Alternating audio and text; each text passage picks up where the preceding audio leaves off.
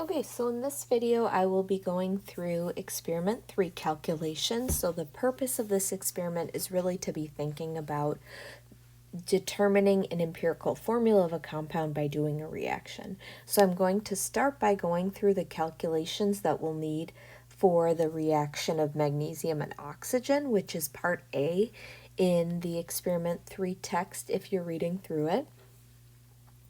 And this will help you as you go through part B of the experiment and complete the spreadsheet and think about the calculations you'll need to do to complete part B.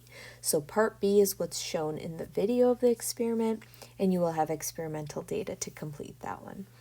So in part A, the reaction we're thinking about is between magnesium and oxygen. So we've got magnesium, oxygen, and they're going to react with each other. So we get oxygen from the air, so it's plentiful, we've got a bunch of it, and so it's the excess reactant.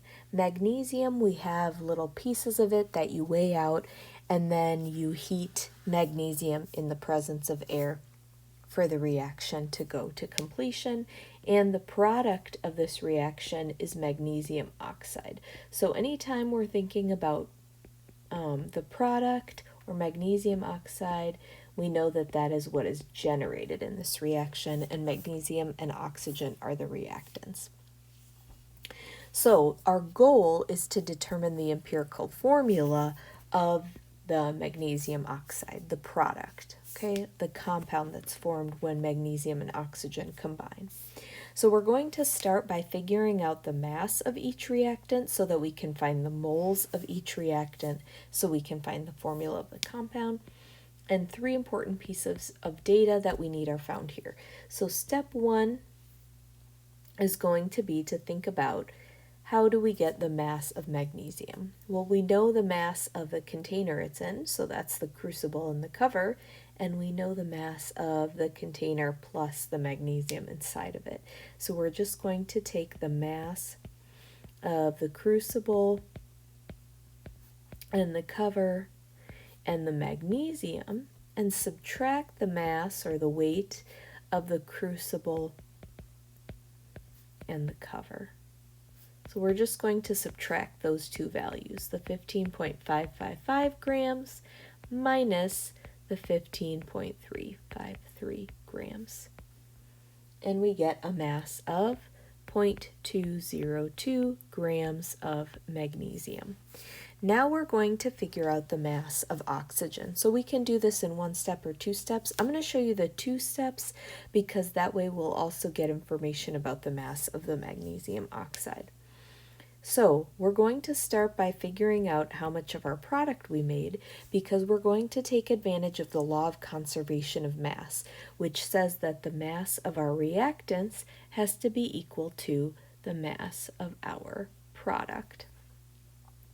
So the mass of the crucible and the cover and our product, the magnesium oxide, minus the mass of our crucible and cover is going to give us the mass of our product, the magnesium oxide. This is how much was actually made in this experiment. So we're going to take 15.687 grams and subtract 15.353 grams, and we get 0.334 grams of our magnesium oxide. So the mass of oxygen we can find by taking the mass of the product minus the mass of one of our reactants, so the magnesium, to get the mass of our other reactant, which is oxygen. So the mass of product is 0.334 grams minus the 0.202 grams of magnesium we just found, and we get 0.132 grams of oxygen. And I'm just going to call it O for our purposes right now because it's easier to use no subscripts when we're looking for an empirical formula. It just makes it more straightforward. So we've got the mass of both of our reactants. We've got our magnesium and our oxygen. I'm going to rewrite them down here, and we're going to use the masses of each thing to find the moles of each. So we're going to take the 0.202 grams of magnesium. We're going to use the molar mass, which you find from the periodic table, and this will give you the number of moles. So 0.00831 moles of, whoops, got a little ahead of myself there, moles of magnesium. And now we're going to find the moles of oxygen. So we've got 0.132, I apologize for my shoddy handwriting there, grams of oxygen. And again, I'm going to be using the molar mass of just O, not O2 here, because then I won't have to change anything with my subscripts when I make the empirical formula. So I get 0.00825 moles of oxygen.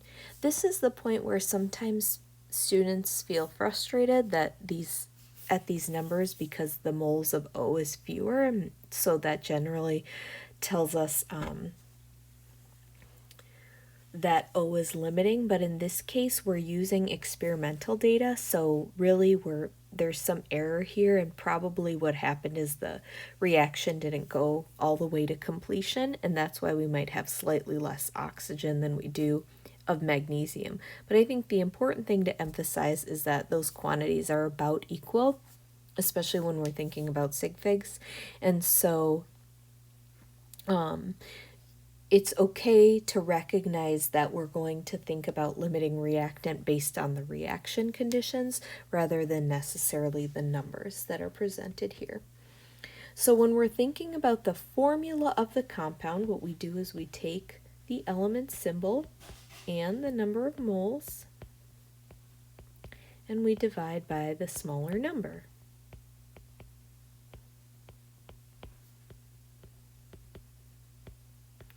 And so we'll get Mg1O1, which can be rewritten as MgO. So we assume that the subscript is MgO, and again, this is magnesium oxide.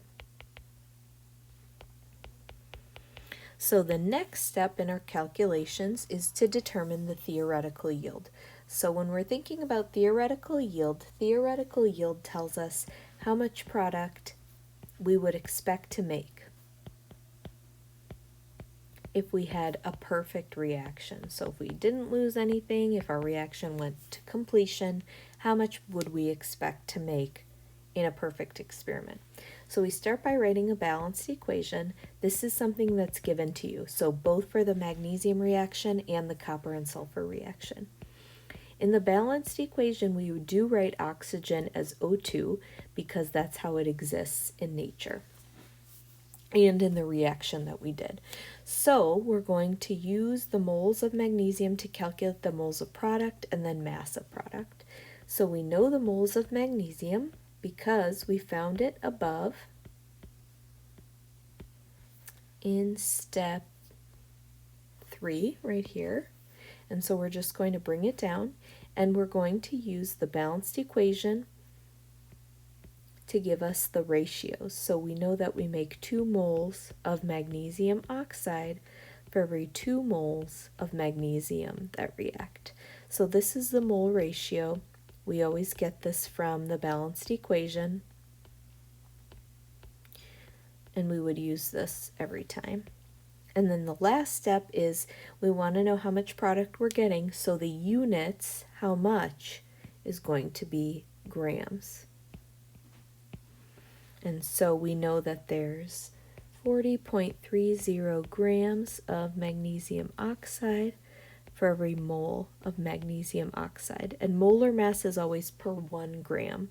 So molar mass, or I'm sorry, per 1 mole, not 1 gram, per 1 mole of substance. And so we get 0.335 grams of magnesium oxide.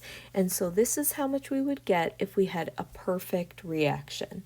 So if everything went according to plan, that is how much product we would expect to make. Then percent yield is where we compare how much we think we should make, so the theoretical yield, with how much we actually made.